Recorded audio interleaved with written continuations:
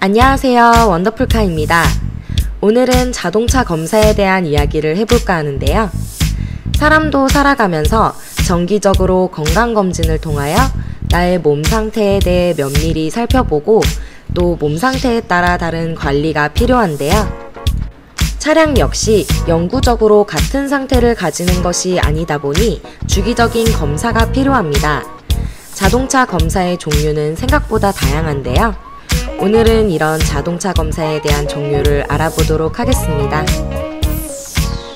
첫 번째, 신규 검사입니다.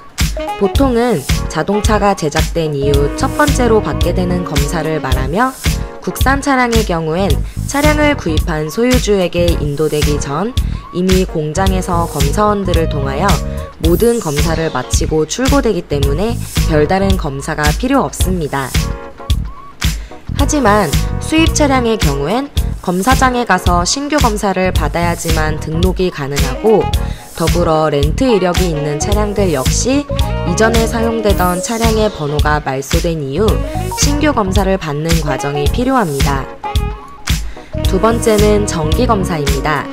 정기검사는 신규 차량으로 등록된 이후 4년이 지난 후에 처음으로 받게 되며 이후에는 2년 간격으로 받게 됩니다. 때문에 차량마다 검사 일정이 상이하다는 것을 알고 내 차량의 검사일을 숙지하고 있어야 합니다. 만에 하나 자동차 검사 일시를 확인하지 못해 기간이 지날 경우엔 과태료가 발생되니 이 부분도 꼭 명심하시길 바랍니다. 세 번째는 구조 변경 검사입니다. 말 그대로 차량의 구조나 장치를 변경했을 시에 받게 되는 검사를 말합니다. 신규 검사나 정기 검사보다 접할 수 있는 기회가 많지 않을 것 같지만 생각보다 구조 변경에 해당하는 경우의 폭이 크기 때문에 해당 사항에 대해 놓치는 운전자들이 적지 않다고 하는데요. 차량의 구조 및 장치 변경 시에 구조 변경 검사가 필요한지에 대한 여부도 꼼꼼히 따져보시길 바랍니다. 마지막으로는 임시검사가 있습니다. 임시검사는 이름에서부터 알 수 있듯이 일정한 기간을 두고 실시하는 검사가 아니라 특수한 상황에 차량 소유자의 신청이나 법적인 명령이 있을 때 실시하게 되는 검사를 말합니다.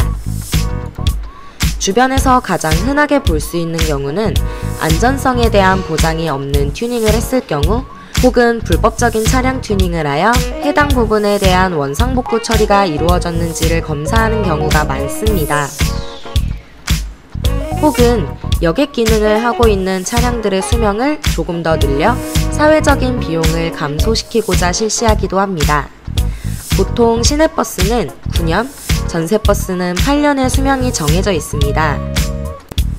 하지만 운행을 하는 데에 있어 기능상에 아무런 문제가 없음에도 불구하고 폐차되는 차들이 많았다는데요.